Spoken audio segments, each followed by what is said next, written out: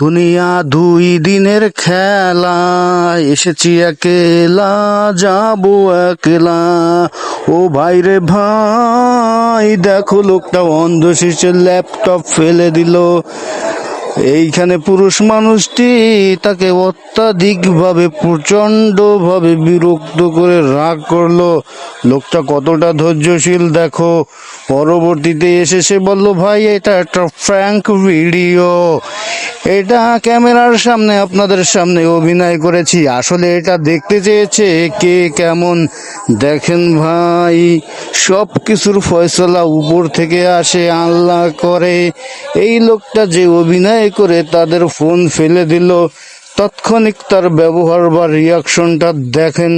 অর্থাৎ এই দুনিয়া দুই দিনের, এখানে তোমরা একে অন্যকে সম্মান করো, এটা একটা অ্যাক্সিডেন্টও হতে পারতো, কিন্তু লোকটা ফ্র্যাঙ্ক ভিডিও করে মহান আল্লাহ তাআলার রহমতের মাধ্যমে তোমার কাছে জিনিসটা পৌঁছে গেল।